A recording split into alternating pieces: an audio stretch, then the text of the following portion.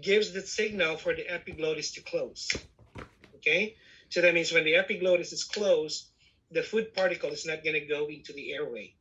Okay, when this is absent, like maybe people with neurologic problem, or maybe they had a bronchoscopy, they were anesthetized on their neck area. Okay, the muscles are all relaxed and it's not going to work.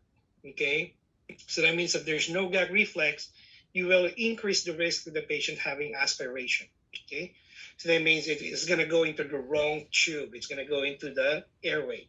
Okay, so that's the importance. Every time you swallow, you hit the uvula. Okay, epiglottis closes, it goes down to your throat and down to the right tube. Okay, the absence of this reflex, okay, can lead to some serious aspiration in the patient, whether it's water, whether it's fluid, whether it's a food particle. Okay, and this is not to be delegated to your UAP again. All right, observe the buccal mucosa, the oral mucosa. As the UAP, they can observe. Okay, they cannot make the assessment, but they can observe. Okay, oh yeah, I think the lips are cracked, or the mouth is very dry, or the lips has some whitish something, then it's time for you to go back and reassess the patient. Okay, so review with the UAP the use of oral suction for cleansing oral subsecretions. Again, always check to protect your license, check your facility policy if it is allowed for the CNAs to perform oral suctioning. In some facilities, they do. Okay, in some facilities, they don't allow the CNAs to perform oral suctioning. All right, and as far as hair care again, okay, so this again can be delegated to the UAP unless the patient has trauma or injury of the cervical spine. Okay, so there's always a big factors here. Okay, foot and nail care again can be delegated for as long as the patient is not diabetic, the patient does not have any circulatory problem, patient is not on any anticoagulant therapy or any bleeding disorder. This task can be delegated to your UAP again. All right. So important things to remember. Bed making, I will leave this up to you. Okay, this is pretty much self-explanatory. Okay, we will test you in this one on your skills check-off, so make sure you go back on your ATI as well. Okay. So there are general steps, regardless of what skill set you're performing, whether you're performing a Foley cath, a bed bath, a finger stick blood sugar check on a patient. The basic steps is what you should follow. Always start with number one. Okay? If there is an order for you to perform, let's say an enema or a Foley cath on a patient, okay? Or always start with the number one in your steps. That means, what is that number one again? What is the first thing you should do if you have an order? Identify the patient. Before that, that's not your priority. And I will throw this question as a priority question. Refer to the medical record to see if there's an order for it. There you go. Okay. If you have a priority question, what should you do first prior to performing an enema administration or a Foley cath insertion in a patient? Always start with number one here. Okay. Refer to the medical record, the care plan, or the Cardex for special interventions. Check for the doctor's order. That would always be your first step. Okay. And then after that, you got your equipment before you even go into the patient's room. Make sure you have everything. In this case, it's bed bath, okay, or bathing the patient. So you need to have your bath blanket, your disposable gloves, bath towels, and so on. Okay. After you gather your equipment, you go inside your patient's door, you knock on the door, identify yourself. Okay. If the patient knows who you are, that would make the patient feel a little bit more at ease. Okay. And then identify the patient using two. What are the two identifiers that we use for a patient? Check the ID band. Yes, we check the ID band. But what are we asking the patient? Date of birth. And name. Date of birth. Name. Those are the two important patient identifier: the name and the date of birth of the patient. So as I'm looking at the the armband of the patient. May I have your name and your birthday, please? Okay. So he's telling me, answering me verbally. At the same time, I'm looking at the armband to confirm. Okay. Two identifiers. And then you need to explain the procedure. Okay. This would make the big difference. If they know what to expect, okay, if they can preempt, okay, if it's going to be painful or uncomfortable or no pain at all, this is the part where you would tell the patient, okay, you might have some discomfort when I perform this, or there will be no pain for this procedure, okay? So make sure you explain everything. What would you do, okay? And then you go, whatever skills needs to be done, you go to the next steps, all right? Hand hygiene is always important, okay? Before you touch the patient, before you get to go to the patient's room, okay? Hand hygiene is very important. All right, let's see if I can have volunteer here.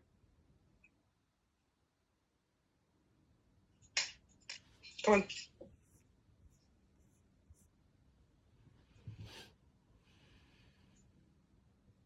Let's have John Pablo. Bathing the patient and administering a back rub. Thank you. Nursing action, rationale. Bed bath. Lower side rail. Position patient on the side of bed closest to you. Ensures proper body mechanics. Loosen. All right, let me interrupt you, John. Yeah, sure. Justice, what is the proper height adjustment on the bed? At what level should you adjust the height of the bed when you're performing any skill on a patient? Fowler? No. Height. Oh. Oh, no. Anyone? At what level should you raise the bed? Your waist level. Waist level. Okay, so waist level, that's very important. When we test you, you should that's one of the stuff that you should do to protect yourself. Go for it, John. Thank you. Loosen top linens from the foot of the bed. Place bath blanket over the top linens. Ask patient to hold bath blanket while you remove top linens. If patient is unable, hold bath blanket in place while removing linens. Provides warmth and privacy. Place soiled laundry in laundry bag. Do not touch uniform with soiled laundry. All right, let me interrupt you again. I'm sorry, John. Okay, so here, very important. If the linens are soiled, please do not put it on the foot of the bed. Okay, if you're dealing with a soiled linen, do not put it on the foot of the bed. It should go straight into a laundry bag. All right. Number two, okay, when you're handling a soiled linen, it should stay away from your uniform. Okay, it should never touch your uniform. These are just simple steps that we will be observing when you perform this on your skills checkoff. Okay, how do you handle a dirty linen? Where do you put them? How do you position the bed? All right. Go for it. Sorry, Jen. I have a question. Mhm. Yeah, before can you able to put on the bag like a plastic bag before you put on the linen bag? What do you call that? Whatever your facility policy is, you follow. But never. Remember, if it's already soiled, why would you put it still in the patient's bed, right? What important is we separate them. Oh, okay. So what we're trying to prevent here is you're getting the bed itself spoiled, okay? So it can get contaminated maybe by fecal material. So never put a dirty linen in any part of the bed for that matter, okay? The tendency in practice is what we see is the patient, the CNA or the nurse would pull out all the old linens and dump them on the foot of the bed, okay? Not a good practice, especially if it's soiled. If it's not soiled and you're going to reuse it, okay, then it's fine. If you're doing a bed bath, it's fine. But otherwise, if it's soiled, that goes straight to a bag or a laundry bag. All right? Go for it. Thank you, John. I keep interrupting. But wait a minute. If you're gonna, Sure. if you're just gonna fold it down, what I mean is, if you're gonna do a bed bath, you would put the blanket up and you would just fold the linens down to the bottom, correct? Not take them off the Bed bed. baths, we never remove the linens if it's not soiled. It stays in the bed. Right. We So protect you them just with kinda fold them absorbent pads, so or they're, we protect them with you know, towels. so they're within the patient, and you have the towel over the patient. Mhm. Okay, That's yeah. okay, Absorbent pads or towels. right, okay. All right, go for it, John. Thank you. Okay. Assist patient with oral hygiene, prevents mouth diseases, improves self-image, and improves appetite. If patient is unable, the nurse performs a procedure. See scale 9.3. Remove patient's gown, all undergarments, and jewelry. Facilitates a more effective bed bath. If an extremity is injured or has reduced mobility, begin removal of the gown from the unaffected side. If the patient has an IV tube, remove gown from the arm without IV first.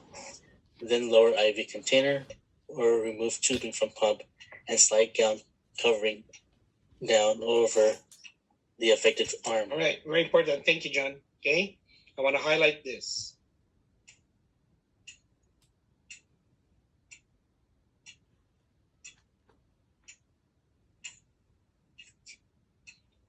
That is an important concept again to remember. If the patient has an IV tube, remove the gown from the arm without the IV first. Okay, so that's very important.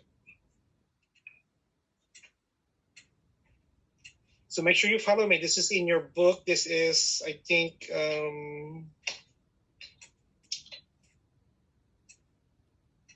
this should be in. Does anybody know what page in your book is this? 194. Okay, 194. Thank you. All right. So lower side rails, raise the side rail. We discussed about the temperature already. They're very important. Let me give you a tip. When you're looking at the steps, always look at the rationale. I highlighted them in green. Okay, because typically most of the questions from NCLEX or from quizzes, we usually pick them up from here because you need to know the reason why. Why do you do this? Why do you adjust this temperature at this set point? Okay, or why do I have to raise the bed at a certain height? Okay, so all these rationales is what's going to help you learn better as well. Okay. All right, you should learn this in your ATI. I don't have a video on this one, but this is how you would form a mitt. Okay, it is included in your slide that I provided for you. Okay, when you do when you perform the bathing to the patient, we will require you to show us how to form a mitt as well. Okay, and again, basic knowledge. So when it comes to eye care, basic principle that we need to remember, always start from the inner to the outer canthus. Okay, so meaning the corner of the eye. Okay, that's where you're going to go from inner, the midline. Okay, and then towards the lateral aspects. All right, this would help prevent spread of infection and irritation and injury to the eye as well. So all these steps are in your book. I'm going to skip this. Okay, please make sure you read through it. I have a question here, just Yep. for the clarification. Yeah. When we give the patient oral care, what position should we put the patient on?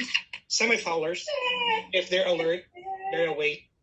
It's not a high fowler. You can do if they can tolerate high fowler, they can. But usually we elevate the head of the bed. But what is important to remember when it comes to oral care are the people who are unresponsive or who are comatose. Okay. Same So you want to put them in a what position again? position. Left or right?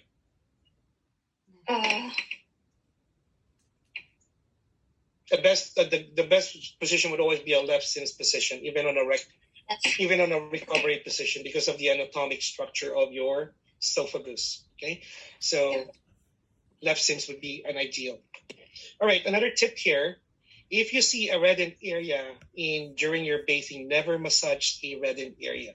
Okay, never massage a reddened area, and we will talk more about this when we go to the pressure ulcer. Okay, because the reddened area can be a sign of a potential injury already to the patient. Okay, so that can lead to skin breakdown. All right, these are all self-explanatory. That's my class. Let's skip that wheel of misfortune, and let's see if who wants to volunteer this question, please. Anybody can throw in the answer. Feel free. Is that Everybody agree on that one? Keyword again, hemorrhoidectomy, okay? Therapeutic bath. If you know how to identify the keyword in a question, that would help you, okay? If we can eliminate a couple of the options here, that increases your chance of getting it right by 50%, all right? So that's how we deal with testing, your test taking skill. So sitz bath, according to V, is the best answer here, all right? Now, very important, again, when test taking, okay, I would usually not look into the options first, okay?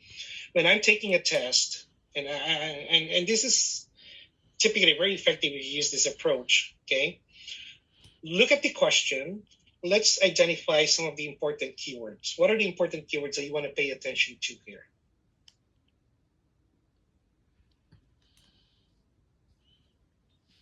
If you're dealing with this question, what word would you pay attention to?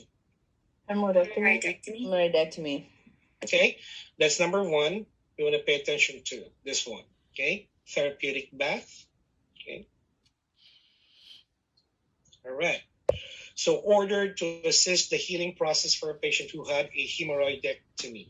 Okay, so now knowing that we have different types of bathing in the patient, we have sitz bath, the tub bath, right, bed bath, and so on. Okay, maybe if you remember what we discussed, even if you're not looking at the option, something would come to your mind already, right? Oh, it could be a sitz bath, right? And if sitz bath came to your mind and it's one of those options, okay, then that means you should be leaning on this one as maybe I would give this as a 60%, okay, or even higher, okay, attention. And I look at the other option and start eliminating, okay? Okay, hemorrhoidectomy, I don't think the patient will benefit from a complete bed bath. I would X that one. Okay, so maybe a hot water tub bath might not be beneficial for this patient as well. Okay, and now I'm leaning between B and D, and then I make my final choice and then click next. Stop changing your answer.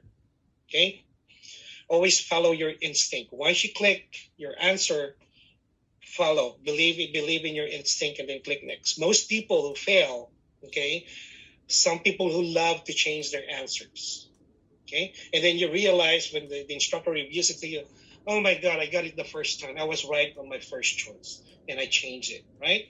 So it happens to a lot of students. Follow your instinct.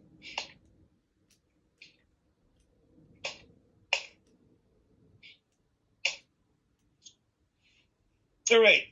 How do we deal with patients who have dementia? And you will be dealing with a lot of people who have dementia. Okay, so you always want to maintain a more relaxed demeanor, okay, and smile frequently. Okay, they can get easily agitated. Okay, one false move, one false word, there's a sudden change in their behavior. Okay, use language appropriate for the patient's level of comprehension. Okay, don't be using these jargons. Keep it simple as possible when you're communicating with these patients. Okay, do not rush them. Okay, go step every step of the way, okay, and guide them. Okay, so now you can put on the sleeve with your left hand or your right arm, okay, or you can put this over your head. So every step we guide them, okay, and allow them time because sometimes it's very slow for them to process the information. Okay, no surprises. Always give them a good warning. What do you intend to do? I'm going to touch your shoulder. I'm going to clean your eyes now. I'm going to be touching your ears. Okay, so things like that. So that would help them prepare for whatever action you intend to do. Okay, and always encourage them. Give them reassurance frequently. You're doing good. You're doing great. Good job. All right. So a word of encouragement would also be an effective approach to these types of patients. Okay.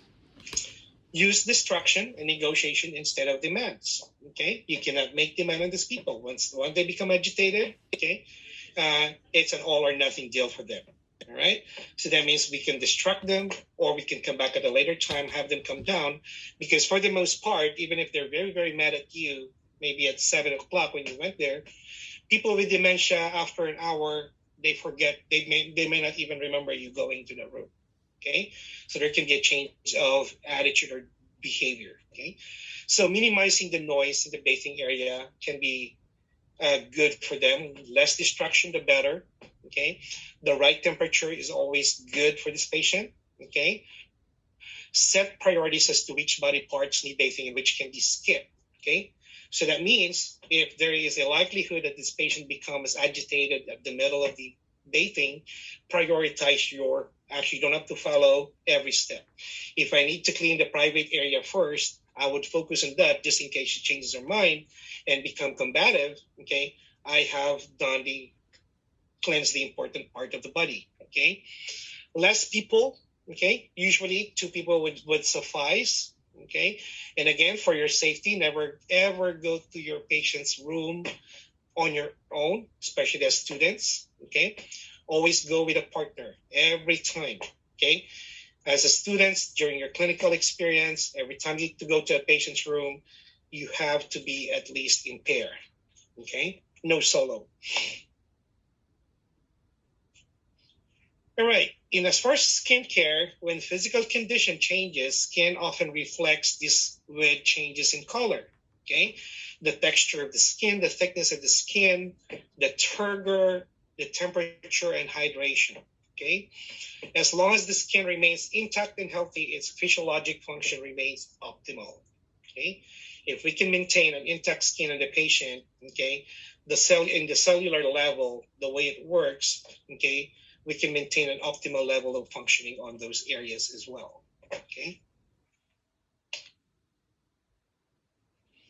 All right, so we're going into, what time is it? 11:55. I have 5 minutes. I'll give you a break after this slide, and we'll move at 1 o'clock. We'll start with the pressure ulcer, which is the important part of this chapter, really. Okay, so skincare. Okay, collect data.